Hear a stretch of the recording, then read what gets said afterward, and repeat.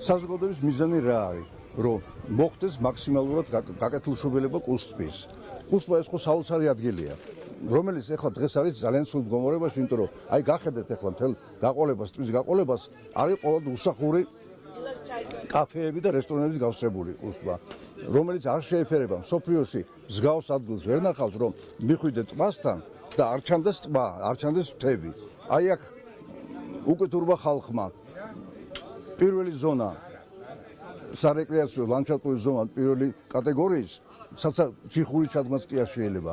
გადააკეთეს მეორე ზონად, სადაც ერთსართულიანი შენობების კეთება დასაშვებია და აი გაივსო მთელი ტბა უსახური კაფეებით, რესტორნებით და ასე შემდეგ. მე მინდა გითხრათ ერთი რამე, რომ თქვენ ახლა ინტერვიუს იღებთ ადამიანისგან, რომელიც არის სახელმწიფო პრემიის ლაურეატი, მშენებელი და ამ კაცმა უამრავი გოგი რამიშვილმა ააშენა უამრავი და რესტავრაციები გაუკეთა ეკლესიებს, მონასტრებს და რა ვიცი, ყველაფერი თუ რამეა საქართველოში.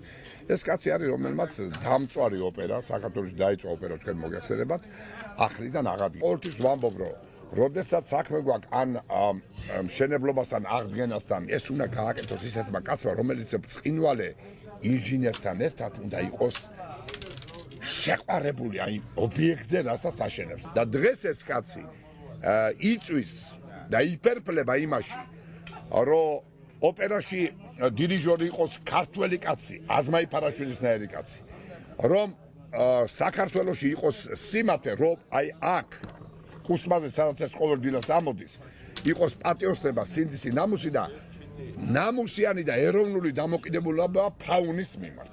საზოგადოება დიდი ხანია შექმნილია და მეტად სერიოზული ხალხისგან შედგება ჩვენი საზოგადოება, აი თუნდაც ეროვნული აკადემიის პრეზიდენტი ბატონი ოთარ კვესიტაძე, აკადემიკოსი. სამი გენერალია ჩვენს გაერთიანებაში.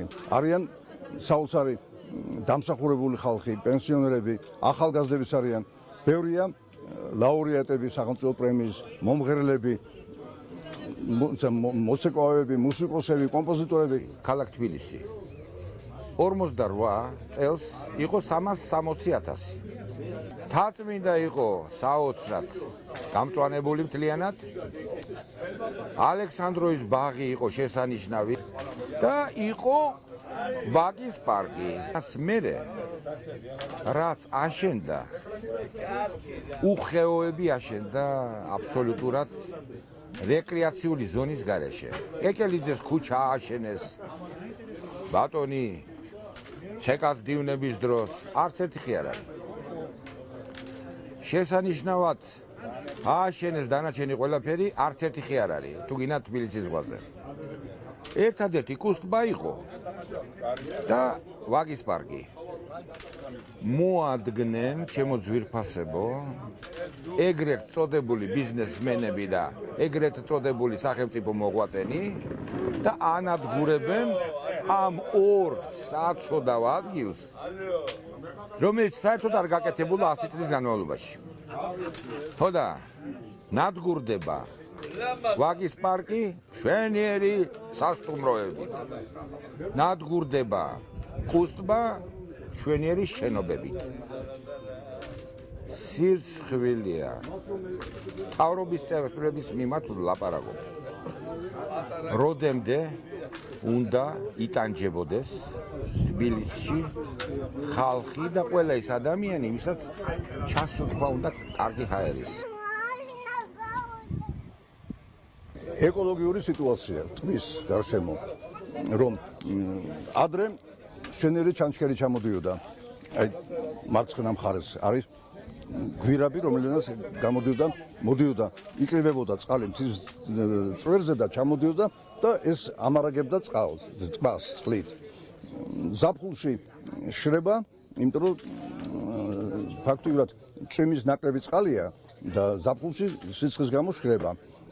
მოძიება ალტერნატიული წყაროების, რომ ჩანჩქერმა იმუშაოს სულფასოვნად. ასევე წყალს ჰქონდა მომარაგება, ორი მომარაგება ჰქონდა ადრე. ერთი მდინარე ვერედან, 5 კილომეტრიანი ტრასა იყო და ერთი ლეხვთახევიდან, სადაც ის ლეხვთახევი მდებარეობს გოგირდების აბანოების მიდამოებში. 7 კილომეტრიანი ტრასა და გარდა მაგისა, როცა ტბის დონე იწევს, სპეციალური მილსადენების საშუალებით წყალი გაედინება და ფერდს წავდა. ეს იყო ძველად მართალია, მაგრამ ამის გაკეთება ყველაფერი ადრინდელ პერიოდში 95 წელს როცა დავინტერესდით წყალმომარაგების სისტემით ვერედან, მაშინ ჯდებოდა გაანგარიშებით $300,000. ეხლა ალბათ გაცილებით დაждდება. ძალიან დაბინძურებული რო ყოფილიყო ესა, ხო? პირველი ესენი აწეხავდნენ განგაში და არავის აღარ ჩაუშვებდნენ, იმიტომ ესენი ხალხზე მოფიქრალი ხალხია, ადამიანები არიან და არავით არის ეგ ცოტა აწეული. არაფერს არ ნიშნავს, იმიტომ ყველგან არის გაწეული ცოტა და ხალხი ბანაობს ზამთარ ზაფხულაკ. ყინულს ტეხავენ, შვილებს მისავალ, აი თამრიკოა ერთი თამრიკო, ქალია, ჩემხელა ქალი, რომელიც ტეხავს ყინულს და ჩადის და ბანაობს ყოველ დღე. ის ადგილები, სადაც რეკრეაციული ზონაა, ქალაქში კუსტბა და ვაგის პარკი შეეშვან. აქ უბრალოდ მაგალითს გეტყვით. შესანიშნავი ორი ტუალეტი იყო, შვენიერი. ერთი აქეთ, ერთი იქით. გადასარევი. ეს დაგეტეს და იქ სახლი ააშენეს მეორე და მეორე სართული ტუალეტზე. არ არის კუსტბაზე ტუალეტი, ჩემო ძვირფასებო. წყალი არ არის თქვენ, აი დედმამიშვილებო. წყალი როცა არ არის, 7 რესტორნის ეს იგი ობიექტი შეიძლება აშენდეს, ვერ რეცხავენ. სანებით სადგური სად არის? აი აქ არის მერე ისლი ამოვიდა. ისს მოვლა პატრონობა არ უნდა? აგერ ჩემო ბატონო გამხმარი ხეებია. ესე იგი განადგურებული. ამათ მოჭრა არ უნდა? ზოგადად თქვენ წარმოგიდგენიათ, ყველგან თუ ყველაფერი გადაშენიან და ყველგან რაღაცა სახლები ჩაიდგა, რესტორნები და ესე რა, არ უნდა ისე ფაუნას არ უნდა შეეხონ რა. ხო გამიგეთ, მე იმის წინააღმდეგი კი არა ვარ, რომ ვიღაცამ რაღაცა ააშენოს, კი ბატონო, მაგრამ ფაუნასთან შეხების წერტილი არ უნდა კონდეს. აი ეს არის მთავარი, თორე ისე ააშენონ, ღმერთმა ხელი მომართოთ, რაც უფრო გალამაზდება, უფრო კარგი იქნება, მაგრამ არ უნდა შეეხონ ფაუნას. აი ეს უნდა იყოს ერთ-ერთი საუკეთესო ადგილი თბილისელთა დასასვენებელი. აქ ამოდიან ბავშვები, მოხუცები, პენსიონერები, ერთობიან, ხო ხედავთ, ნავს სამაშობენ. ბევრი ასეთი.